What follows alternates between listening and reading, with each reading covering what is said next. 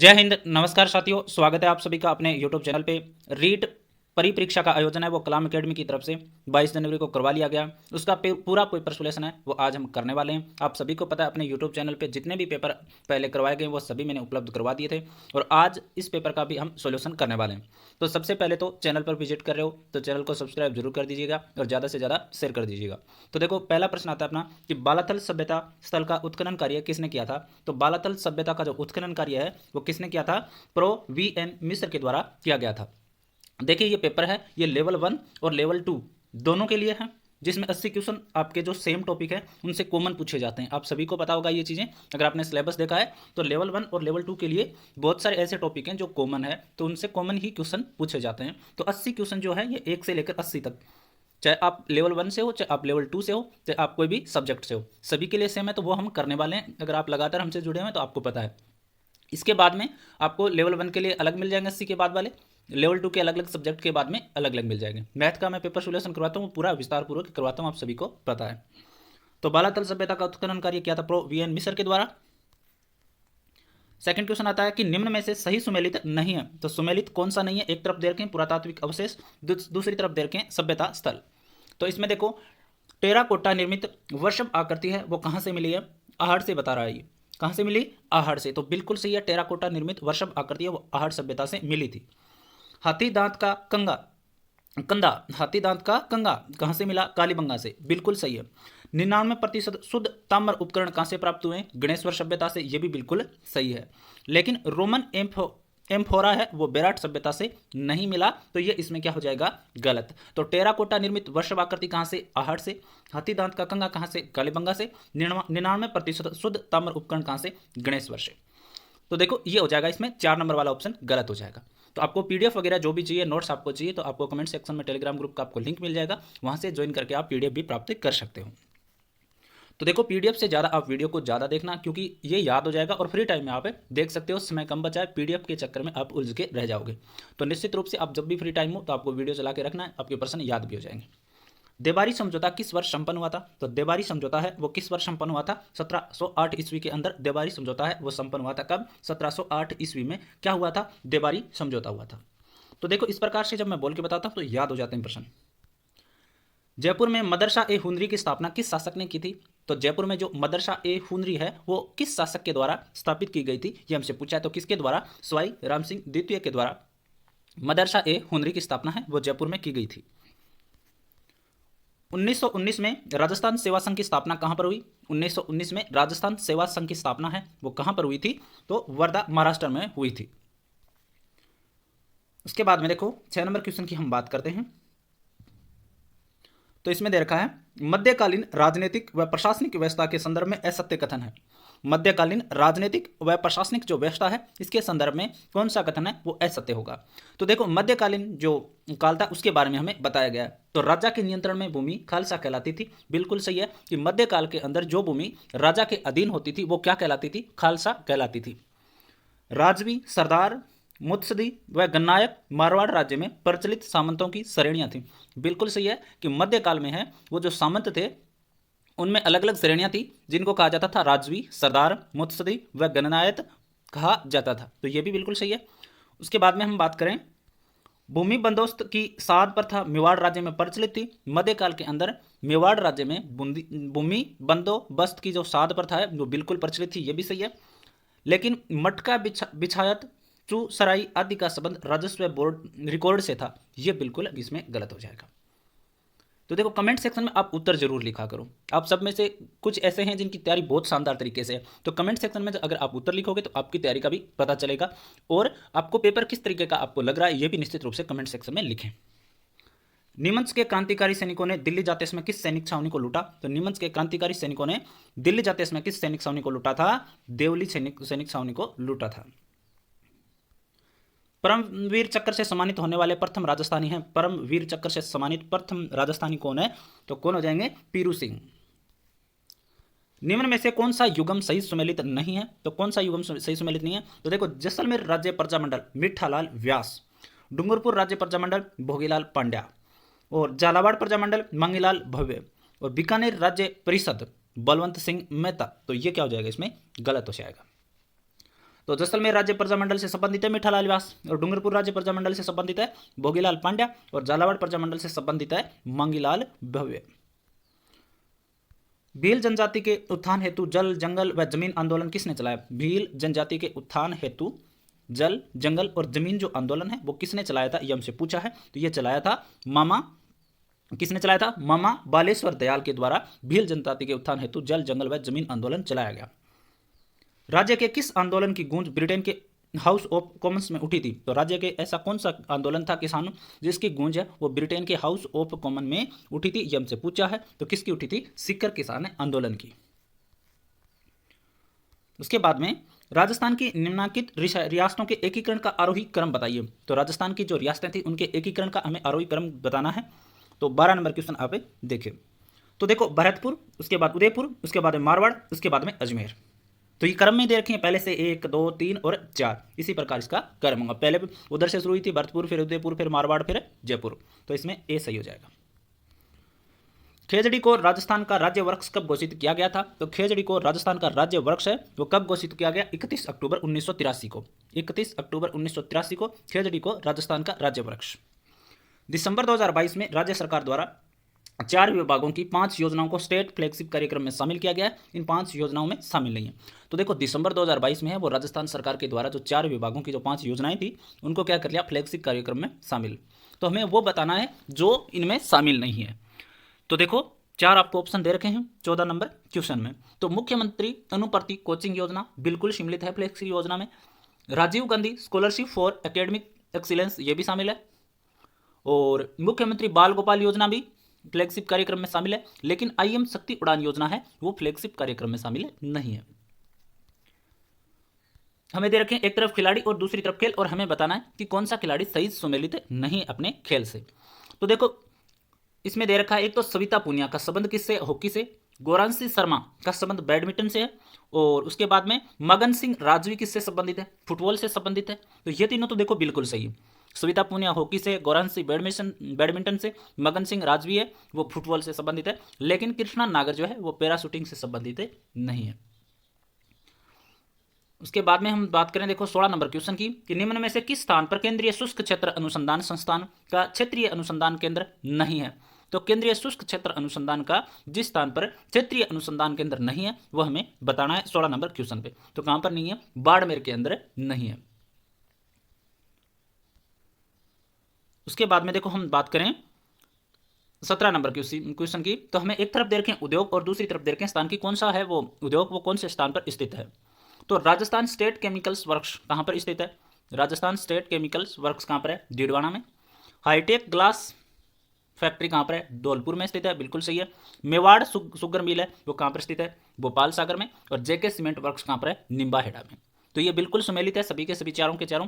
Rajasthan state chemical works Didwana, hi-tech glass factory Dhaulpur, Mewar sugar mill Bhopal Sagar, और JK cement works Nimbahera. Delwara के जैन मंदिर समय में सम्मिलित मंदिर नहीं है। तो देलवाड़ा के जैन मंदिर में कौन सा मंदिर है वो सम्मिलित नहीं है? तो देखो विमल साई मंदिर है, पीतल साई भी है और लोनाव साई भी है, लेकिन भीम साई मंदिर है वो देलवाड़ा ग्रुप में नहीं आता। निम्न कथनों पर विचार कीजिए कि राजस्थान की प्रथम महिला मुख्य सचिव श्रीमती उषा शर्मा है। राजस्थान की प्रथम महिला मुख्य सचिव उषा शर्मा है, और राजस्थान में जिला कलेक्टर को अवशिष्ट वसीयतदार कहा जाता है। राजस्थान में जिला कलेक्टर को अविशिष्ट वसीयतदार कहा जाता है। तो हमें बताना है सत्य कौन सा है। तो देखो इसमें दोनों के दोनों ही क्या है? गलत है। 7 से 8 अक्टूबर को आयोजित इन्वेस्ट राजस्थान समिट 2022 में लगभग कितने करोड़ रुपए के एएमओयू हस्ताक्षरित हुए हैं? तो 7 से 8 अक्टूबर 2022 को जो राजस्थान में समिट का आयोजन किया गया था उसमें कितने करोड़ रुपए का जो अनुमोदन या आप कह सकते हैं एएमओयू हुआ है, तो वो हमें बताना है। तो कितने का? 10.44 लाख करोड़। फसलों के प्रसंस्करण द्वारा राजविका से जुड़ी महिलाओं की आय बढ़ाने के उद्देश्य से राजविका का किस संस्थान के साथ एएमओयू हस्ताक्षरित हुआ है? तो राजस्थान के अंदर जो महिलाएं राजविका से जुड़ी हुई है उनकी आय बढ़ाने के लिए तो राजविका जो संस्था है इसने किसके साथ एएमओयू के हस्ताक्षर हुए हैं? तो हमें बताना है 21 नंबर में। तो किसके साथ है? जोवाकी एग्रोफीड इंडिया प्राइवेट लिमिटेड के साथ। उसके बाद में हम बात करें अक्टूबर 2022 में राजस्थान की 5G इंटरनेट सेवा का सांकेतिक शुभारंभ कहां से किया गया? राजस्थान में अक्टूबर 2022 में जो 5G इंटरनेट सेवा है उसका सांकेतिक शुभारंभ है वो किस स्थान से किया गया था वो हमें बताना है। तो किस स्थान से किया गया था? ये नाथद्वारा राजसमंद से। राजस्थान एक्सपोर्ट प्रमोशन काउंसिलिंग के पहले चेयरमैन के रूप में किसे नियुक्त किया गया? राजस्थान एक्सपोर्ट प्रमोशन काउंसिलिंग के पहले चेयरमैन के रूप में नियुक्त किसको किया गया था? राजीव अरोड़ा को। वर्ष 2022 का राजस्थानी भाषा साहित्य का अकादमी पुरस्कार कमल रंगा को उनकी किस कृति के लिए दिया गया? तो वर्ष 2022 का जो राजस्थानी भाषा साहित्य अकादमी पुरस्कार है वो किसको मिला? कमल रंगा को। तो उनकी कौन सी ऐसी रचना है जिसके लिए इन्हें दिया गया? तो कौन सी है? अलेखू अंबा जो रचना है इनकी, तो इसके लिए इनको क्या दिया गया? साहित्य अकादमी पुरस्कार राजस्थानी भाषा के लिए।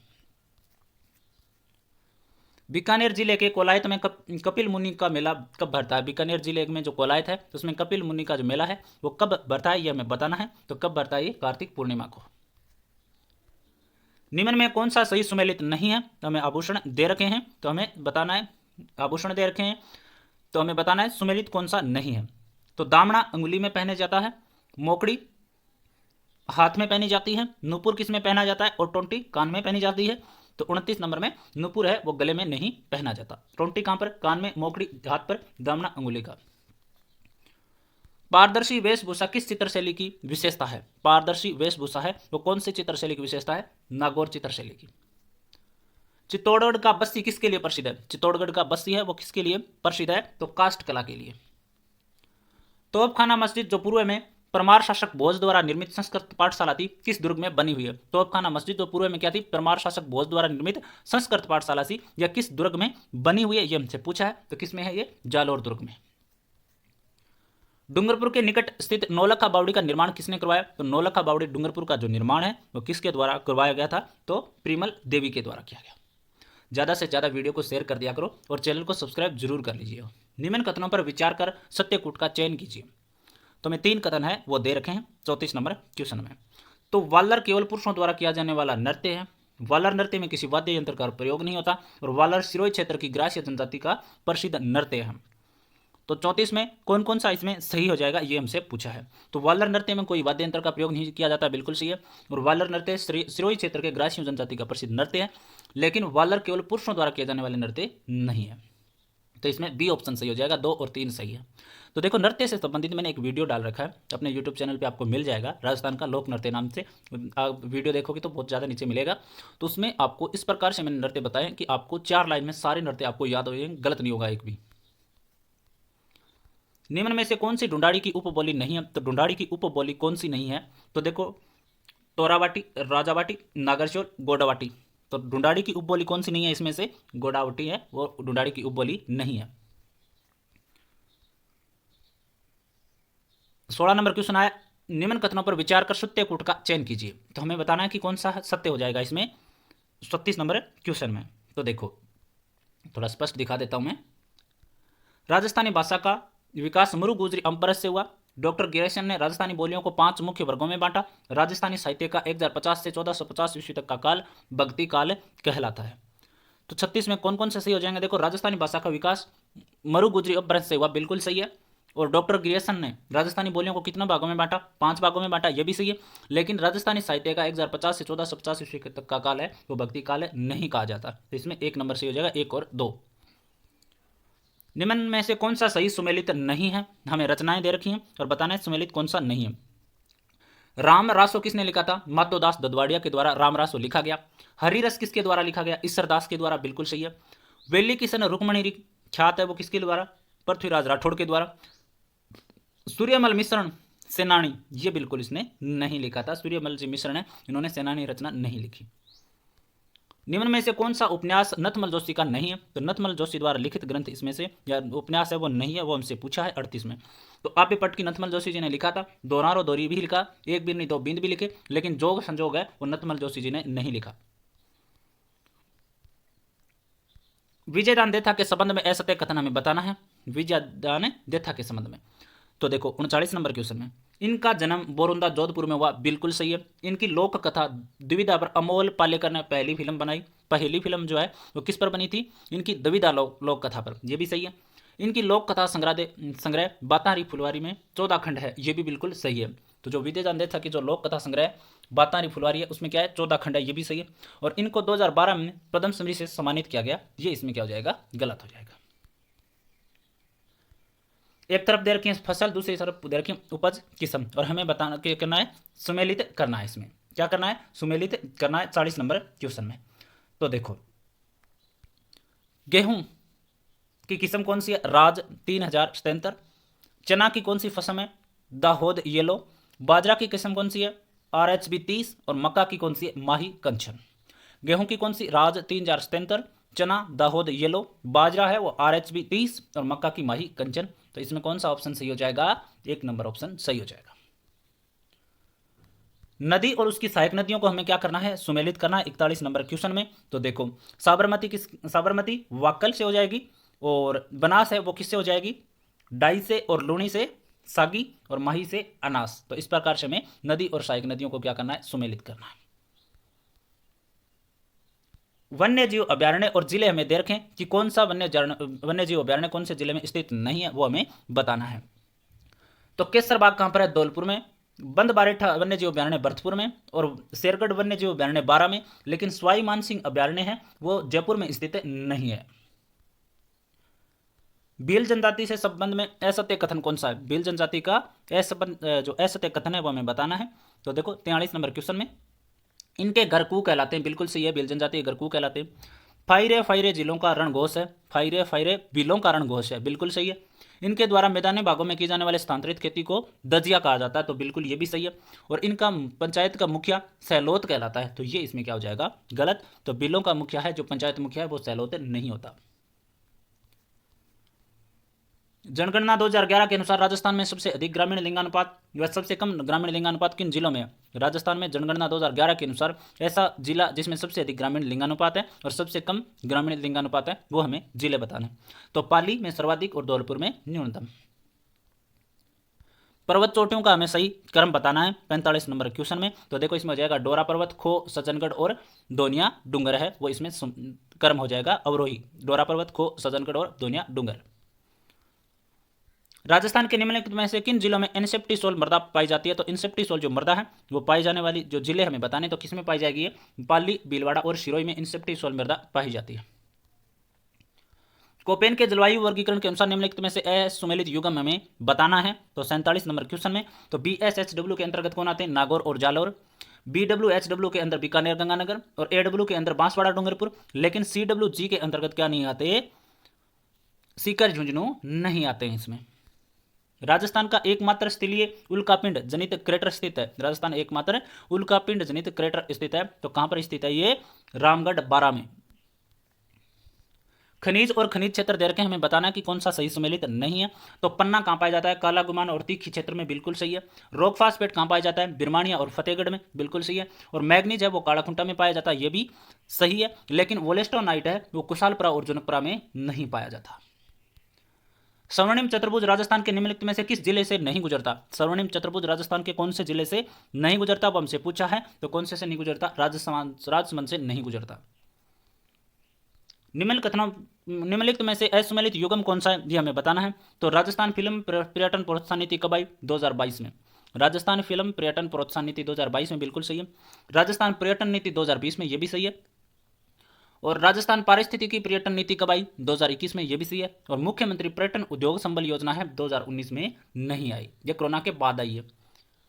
मुख्यमंत्री पर्यटन उद्योग संबल योजना, ये गलत है, इसमें 2019 नहीं है। निम्नलिखित में से कौन सा कथन असत्य है, निम्नलिखित में से कौन सा कथन असत्य है। तो राजस्थान में सागवान उष्ण शुष्क पतझड़ वनों में पाया जाता है, राजस्थान में सागवान है वो उष्ण शुष्क पतझड़ी वनों में पाया जाता है, बिल्कुल सही है। उपोष्ण पर्वतीय वन माउंट आबू में पाए जाते हैं, ये भी सही है। उपोष्ण जो पर्वतीय वन है वो माउंट आबू में पाए जाते हैं। और उसके बाद में हम बात करें, राजस्थान में सर्वाधिक क्षेत्रफल सुरक्षित वन पाए जाते हैं, ये भी सही है। और सालर वन अरावली के पश्चिम में पाए जाते हैं, ये इसमें क्या हो जाएगा, गलत हो जाएगा।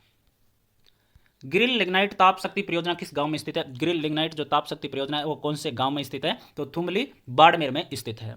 तो देखिए वीडियो को ज़्यादा से ज़्यादा शेयर कर दो और टेलीग्राम ग्रुप से जरूर जुड़ना और ज़्यादा से ज़्यादा आप कोर्स को उतना शेयर करके सब्सक्राइब जरूर करवाएं। चिकित्सा क्षेत्र में काम आने वाली मशीनों में मुख्य रूप से किस प्रकार के कंप्यूटर उपयोग में लाए जाते हैं? चिकित्सा क्षेत्र में कौन से कंप्यूटर है वो उपयोग किए जाते हैं, तो हमसे पूछा है। तो कौन से? Hybrid computer. निम्नलिखित में से कौन सा समूह कंप्यूटर की आगम युक्तियों से संबंधित है? आगम इनपुट युक्तियों से संबंधित है, वो हमसे पूछा है 55 नंबर क्वेश्चन में। तो एक तो ट्रैक बॉल हो जाएगा, एक डिजिटाइजर हो जाएगा और एक माइक हो जाएगा। ये सभी क्या? इनपुट डिवाइस जिनसे हम कंप्यूटर को संकेत देते हैं। उपग्रह द्वारा संचरण में कौन सी तरंगें प्रयुक्त होती है? उपग्रह संचरण में कौन सी तरंगें हैं वो प्रयोग की जाती है, वो हमसे पूछा है। तो कौन से प्रयोग किए जाएंगे? सूक्ष्म तरंगें। निम्न में से कौन सा एक सर्च इंजन नहीं है? तो सर्च इंजन इसमें से कौन सा नहीं है? नेविगेटर है वो सर्च इंजन इसमें नहीं है। बायदू, अल्टाविस्टा और एमएसएन के हैं सर्च इंजन। कौन सा विकल्प ई गवर्नेंस के 4 प्रमुख स्तंभों को दर्शाता है? तो ई प्रमुख के स्तंभ हमें बताना है प्रमुख रूप से 4। तो कौन है इसमें? लोग, प्रक्रिया, प्रौद्योगिकी और संसाधन है वो ई गवर्नेंस के 4 प्रमुख स्तंभ है। लोग, प्रक्रिया और प्रौद्योगिकी और संसाधन। सितंबर 2022 में केंद्र सरकार द्वारा आरटीई अधिनियम 2009 की धारा 20 में प्रदत्त शक्तियों का प्रयोग करते हुए किए गए अनुसूची के संशोधन में कक्षा 6 से 8 के लिए प्रत्येक कितने दिव्यांग बालकों पर एक विशेष शिक्षक का प्रावधान किया गया? तो देखो 6 और 8 से कक्षा है जिनमें दिव्यांग जो बालकों के ऊपर है वो विशेष शिक्षक का प्रावधान किया गया था 20वीं धारा में शक्ति का प्रयोग करते हुए। तो कितने शिक्षकों का प्रावधान है वो किया जाएगा, ये हमें पूछा है कि कितने ऐसे बालक हो जिसके बाद एक विशेष शिक्षक लगा दिया जाए।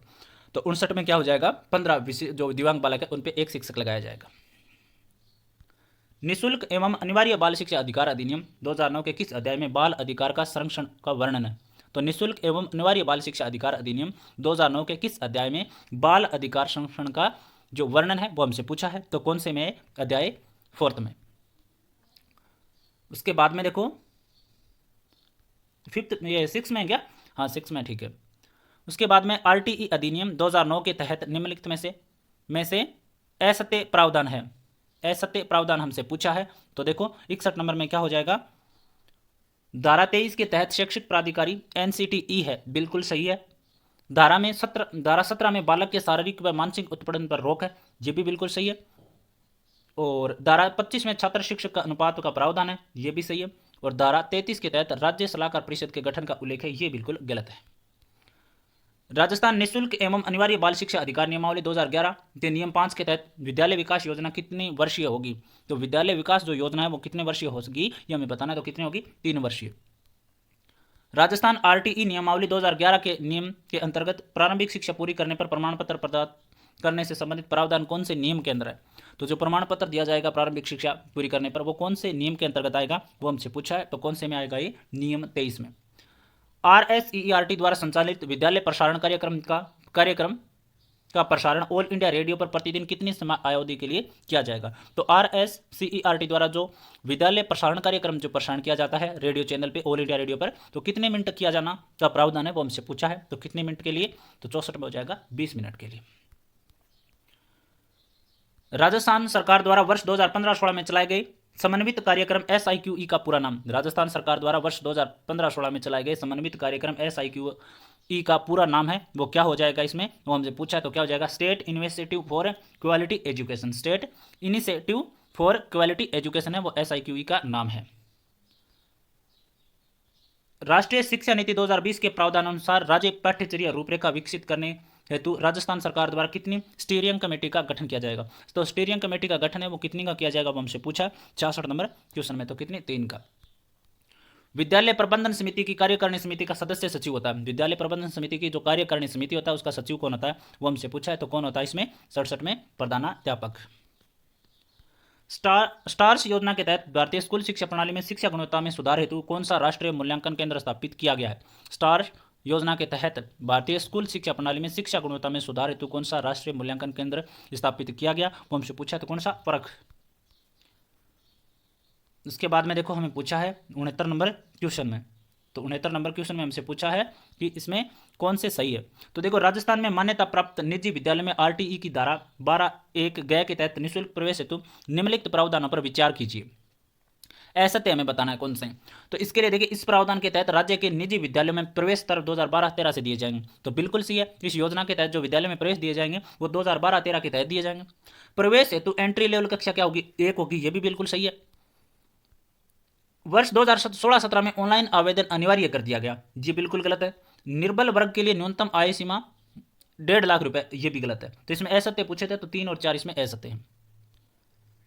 उसके बाद में 70 नंबर क्वेश्चन है, कौन सा है, 70 नंबर क्वेश्चन है, हमसे पूछा है, ऑप्शन हमें दे रखे हैं।